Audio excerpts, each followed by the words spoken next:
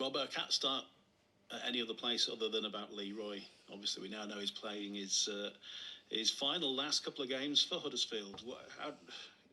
How did he break the news to you, and what was your reaction? Oh, look, it's something that he's been mulling over. I think he's deserved.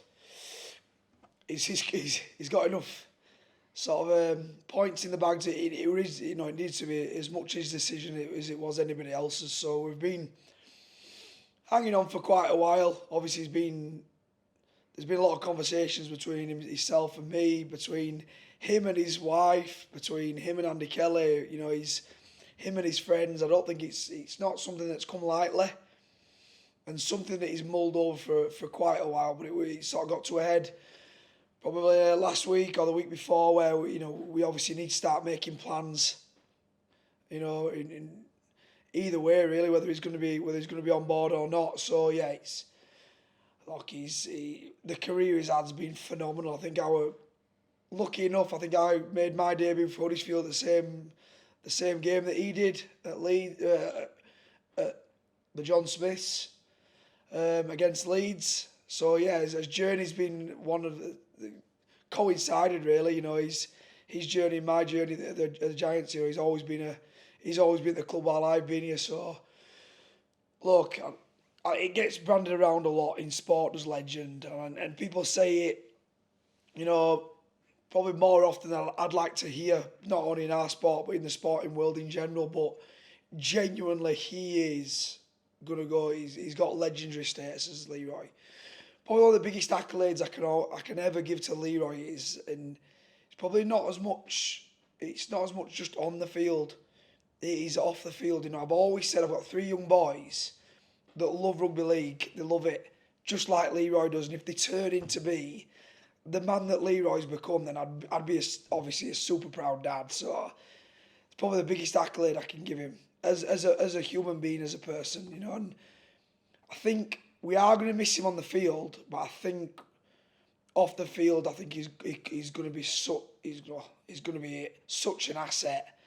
That experience, the love for the game, the love for the Giants, I just think I think we could see an even bigger influence in the next few years from him. Is there? I mean, how do you replace Leroy Cudjoe? Is there someone that could be the next Leroy Cudjoe that's already there, or do you look to bring someone in? Would you have to bring someone in? Oh, look, you're always looking for the next Leroy Cudjoe. Every year you're wanting that. Whether it's, I mean, let's be honest. He's played wing, fullback, centre, half. I think the only position he hasn't played. I've put him at middle this week just to make sure he gets that under his belt. I think the only position on the whole field that he hasn't played is hooker.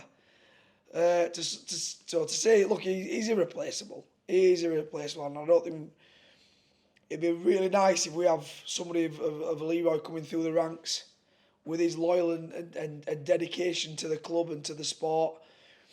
We've got really good young kids at the club, and hopefully they'll come and take his mantle and become a legend of the club too. But yeah, in the short term, there's a lot of expectation on everyone to fulfil that. So we're not putting too much pressure on anybody. You just mentioned his influence beyond playing. What do you know? What his next chapter involves? I do, but I'm not sure if that's for Leroy to speak about. I don't want to take away his thunder, and I don't want to. It's more about Leroy, really. Obviously, the club. He's been extremely loyal to the club, and the club. I think. Well, I know they have an understanding of that, an appreciation from that, and rightly so. I'll pass that appreciation on, in bucket loads of self. So yeah, look, there's going to be a role for him, but yeah, I think it's probably more. It's better coming from Leroy. Really, it's Leroy's time. It's his time to tell, really. Well, it's good to know he's still going to be involved. Is he quite emotional about the fact that he's going to be playing his last home game this week and then his last game next week? He hasn't shown it just yet. I think that the rest of us probably got a little bit emotional, really. Swifty, at the end of the session today, spoke about Leroy, what he means to us, what he means to the club, and I think everybody else were getting a little bit teary more. The playing group, Leroy didn't show much very often, so he might do it obviously this week. But yeah, look, we just got to make sure that we go out and put a performance not only this week but next week as well that typifies the person he is and what he's give up for the sport and for the club. We need to do him justice, really. So, other than the legend playing in the middle this week, what potential changes team-wise have you got ahead of Sunday? Yeah, look, Swifty's trained today, and look as in contention, which is great news from our perspective. He's obviously one of his senior blokes. He's one of his most experienced blokes. He's got speed to bird, and whenever he's in the side, I think we're a better side. But yeah, so he's got an opportunity to play tomorrow. And there's not, Ollie Wilson, he's still carrying injury. Matt English still carrying the wrist injury, so they're obviously not playing. So there's not really much changes apart from that. What 2 games left of 2025? You know how challenging this season has been. You gave it a real dig last week against Leeds. What do you want to see? What more do you need to see in these next 2 games? We need to see the same again. We need to see the same again. I want to see the same again. The players want to see the same again. I thought, look, they're a good side, Leeds. They're a good side. They're playing good rugby. But I thought the scoreline did not reflect the game. Anybody who watched that game, obviously they got a try. Miller, a bit of genius from him, chipping it over. They had a bounce pass. 1 kick behind the first half. I just thought we were in the game. We're in it. I thought the effort and fight were brilliant. And that's what I want to see again this week. We want to see that. We want to see that same enthusiasm, because Salford, the pushing team's extremely close. You look over the past however many weeks, they beat Warrington, potentially could have beat Catalans, maybe should have beat them. Before that they went against a red hot side in Leeds, and they were only 10-4 with Leeds at half time. They're pushing teams very, very close. If not winning them games like at Warrington, they're pushing them close. So we've got to be on our game. And we need to have the same desire that we had, the same enthusiasm that we had at Leeds, to get over the top of them. Just lastly for me, like I say, it's the last home game of the season, but given the plans of the Giants for next year, this effectively, isn't it? It's the last game at the John Smiths, isn't it? As a home fixture, is that right? Of the Aku, I'm not sure yet. The Aku Stadium. The Aku, yeah. I keep doing that, to be fair. I've been calling it McAlpine still for about 10 years. The Gal Farm. Gal Farm, then, yeah. That's all up in the air at the moment. Obviously, there's a lot of moving parts going on. A lot of it I'm not even privy to myself. So, yeah, I'm not sure if that is going to be the case just yet. Potentially, maybe. Obviously, like I say, there's a lot of things going on with the council and with the club, and it's above my station, really. But whatever may come next year or the year after, or whenever it may be, we want to perform well in these last 2 games anyway. We've got 2 games. This is the last game at home, and it should be a celebration about Leroy Kudjoe. First and foremost, it should be a celebration about him and his career, what he's done personally and what he's done for the club. But we want to, we'd like to finish on a victory. Good stuff. I hope he has a good day, and you as well. Right, I'll pass you over, my friends. All the best. Hi, Robbo. How you doing? Good, mate. Are you? Not bad. I know I'm putting you on the spot a little bit here, but is there one particular story that stands out as your favourite Leroy Kudjoe, and whether from playing with him or as a coach, or maybe, if not that, a story that you just think epitomises him as a person, as a club man, whatever? Oh, the one story. You have put me on the spot there. There's been obviously a lot through the years. I mean, probably the on the field, I just don't think you can ever look past the iconic Nathan Brown whipping him like a horse. I know people have seen that over and over and over again, but I just think that's iconic, really. Obviously, he's only young, gets the interception, and Brown is basically running him down the sideline, whipping like he's a horse in the Grand National, whipping him home. Him obviously scoring and celebrating with the fans at that away end. yeah, he's something that, I run on the other side of the field, on the left hand side. At that point, I was whipping him myself. So I think that on the field, that's very iconic. He's probably done the greatest pass I've witnessed. And we played against St Helens, and it were at home.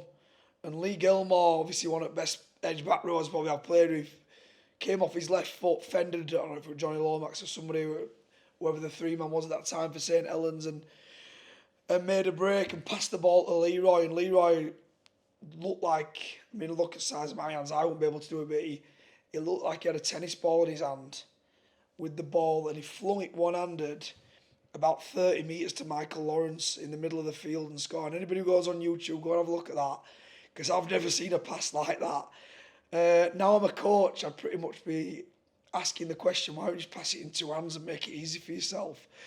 But it won't look as spectacular, and it was. Even I, in the middle of the game, I remember just stood back watching it thinking, wow, I've never seen anything like that. Off the field, I don't think there's any specific moment that sticks out for me. Probably what sticks out for me more than anything else is whenever I come to a scholarship game, whenever I go to a scholarship training session, whenever I go to an academy session, rain, sunshine, Leroy stood there somewhere. He stood there somewhere in the middle, just a figure, either in the mixer coaching or on the sideline watching. That's probably what stands out for me more than anything else. Off the field, is he's always there. It doesn't matter. And I obviously I'll go to some games, and on other occasions I'll have something on with with yourself, so I can't make it, or got something on regarding scholarship training or whatever. But wherever you go, he's just there, in the rain, in the snow, stood watching. I probably think that typifies him more than he just is. And he doesn't need to be there as a player. Through all that time that he's been there, he's not a coach. He's a player, but his willingness to give back to the community, to Huddersfield, and to the young lads is, he's admirable. So, yeah, that's probably what reminds me of Leroy. Brilliant. I'll do me. Cheers, Robbo. Hey, Robbo. Hey, mate. How you doing? It's James. Yeah, from what you're saying, he's been there so long, he's part of the furniture. He is Mr. Huddersfield Giants, isn't he, Leroy? Oh, look, he is. I said before, it's not only is he Mr. Huddersfield regarding from a Giants perspective. I think he's Mr. Huddersfield from a Huddersfield rugby perspective. Go down to Moll Green. I think he coached his stepson from the under sixes up to the under 16s or 18s, and then from there he's always helped out with first team, and he is. Yeah, look, he's the epitome of Mr. Huddersfield, really, especially when it comes to rugby league. So he's not only had a big impact on the Giants, but he's had a massive impact on the town itself. Yeah, and I'm just reading the statement yesterday. It did say that he's going to be the transition pathway manager coach, so that in between the academy and the first team squad, there couldn't be a better person, could they, to handle that transition for young lads? There you go, JD. It's already out, so you could have asked JD. I didn't know I didn't really want to know if it were my story to tell, but if he's already told it, then I can. It's my fault for not reading statements. Yeah, look, he's obviously, as I previously spoke about, he's got an in-depth knowledge of the town, the amateur game, the scholarship, the academy. So I think he'd be integral to us finding the next Leroy Cudjoe, and that transition coach. I've said for quite a while. Really, we don't have an abundance of coaches at the Huddersfield Giants. We don't, and that's from first team down. Compared to probably everybody else, the structuring. So to have that on board, and I think he's gonna not only deal with the younger end, he's also going to deal with the younger of the first team, the transition lads, those reserve lads. Because I've said for a very long time that there's an issue within rugby league, and it's not Huddersfield Giants. It's an issue within rugby league that there is too big a jump between academy and first team. It's too big, and over in Australia, New Zealand, they have that bridge. They have under 20s. They have Queensland Cup, New South Wales Cup. They have that bridging gap, and I don't think we've put enough emphasis on the reserves over here. They only play a limited amount of games. and generally they're a mixture. They're normally academy lads that are just doubling up. I think the rugby league are getting a bit to grips with that and helping that. But from our perspective, having somebody like Leroy with his experience and knowledge, I just think it bridges that gap and really allows them lads that are coming out of their academy that are not ready to play first team, which I probably played a few of them this year that probably just weren't ready, but needs must. Whereas having Leroy guiding them really and being under his umbrella, I think it'll accelerate the progressions quicker. Yeah, and he'll be there next year in case you need him. I'm sure he'd pull his boots on in emergency. Yeah, look, fingers crossed that we don't have a season.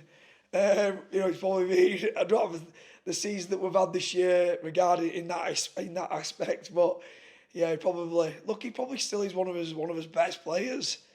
We still do stats each every week, and we look at which player's doing well in what position, and he's always up there. He's still always up there. He's still competing as hard as anybody else, but inevitably Father Time catches up with everybody. Yeah, and it's better to go a year early than a year too long, I guess, and that'll be in his mind to go out at not the peak of his powers, but he's still, like you say, at the better performance. Look, very much so. There's not many rugby league players. The combative collision sport that we play in just means that I were one, for example, that you don't get to choose when you go out. So to have that, he's had a lot of injuries over his career, Leroy, in the early days, on the mid period. I think it actually prolonged his career a little bit, having a little bit of, even though he had them injuries, it gave his body a little bit of a rest period.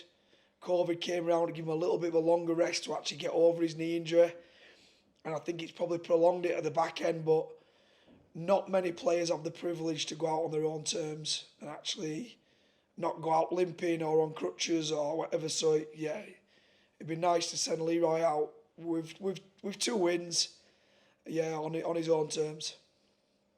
No, good stuff. Thank you very much. Hope he gets a fitting send off. Cheers, Robert. I do too. Hi, Luke. It's Gary. All right. Gary, all right, mate. Yeah, good. Thank you. How much of a void into the unknown is Sunday's game? Because you mustn't be quite sure who you're going to face on Sunday. Yeah, it's very difficult to. In some ways, I mean, look, he's very good at creating sort of a siege mentality. He's over at Salford anyway, aren't they? They've done it for a number of years, but it makes it a little bit more difficult, really, because you just don't know who's going to be playing, who's going to be in what position. The situation they're going to be in from week to week, and like I say, Rowley's really good at creating that sort of it's us against the world feel. And I feel over the last few weeks with the getting, the players have got back. Issa Master's still a very good player. They've still got good players in there. And they're making it very, very difficult for you to wear them down. Their enthusiasm's been second to none. So, yeah, we're expecting a tough encounter like Leeds had, like Catalans did, like Warrington did. We're expecting a Salford team full of enthusiasm and grit. But it makes it very difficult sometimes to preview them. As a former Salford player, how does it make you feel seeing the club in the situation it's in?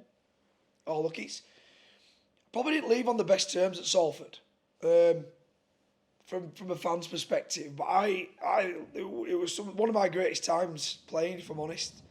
I loved playing at Salford. Me and my wife were only young, free and single. And a lot of the rest of the Salford lads, we all seem to be in a very similar age bracket. We were all very young in that team, and generally we were winning. I loved playing at Salford. I loved playing at the Willows. I loved the atmosphere that were created at the Willows, and I just feel extremely sad. I'm not only sad for Salford. I'm sad for the sport. Look, we're a sport that. We aren't football. If one team folds or goes into administration or goes into monetary troubles, it doesn't just affect them. It affects the whole sport.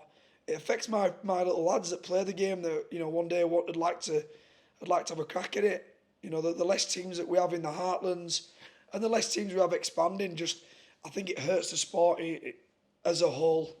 But on a personal level, I feel really, really, really sad because I still know people within Salford. I know they work extremely hard. I know they put their heart and souls into the club, and sort of see it being torn apart this year. Yeah, it's been it's not been very nice for anybody. How much of a siege mentality was there at Salford when you were there? It's outside looking in, it looked to me as though there was almost like the ultimate siege mentality at that time. Oh, we had it down pat. For example, when they came to the Willows and I saw, I think it might have been Trent Barrett come out, it might have been with Pat Richards, and I think it might have been the first game or the first time they played in snow. But I remember them coming out and filming the Willows and just like in shock and disbelief that they're actually playing in this stadium in them conditions. And I was like, they went into that little changing room where you didn't have there were no benches, you just had little seats that were normally broken. If you sat on one a bit hard, you'd normally fall over out the back. And that's why we used to win. We used to win for that reason, because it were intimidating to go to the Willows. Players didn't like going there. The fans got on the back. They used to walk out the tunnel. They were banging on the fencing at them, and there were definitely a siege mentality there. And I think they've carried that on a little bit at Salford this year. I don't think it has the same effect when they're playing at the nice new stadium. But yeah, it's definitely something that we definitely had.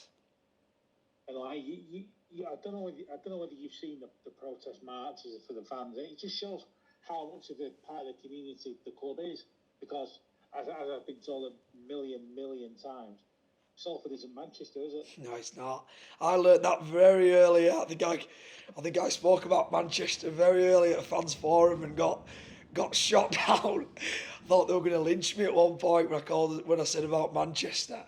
But no, look, it's still.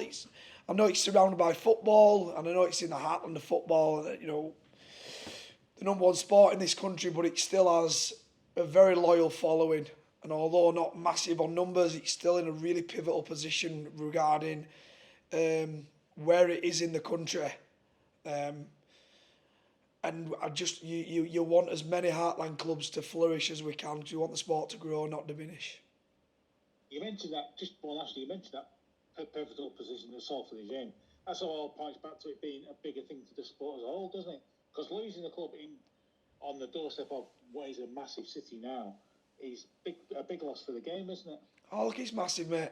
It's massive, and you don't want that. And there will be, there'll be other clubs that are in the Championship or that are chomping at the bit and probably got a claim saying that, let us take that spot, we can do a better job and all that. But for me, and they might have they might have a case, but for me, I want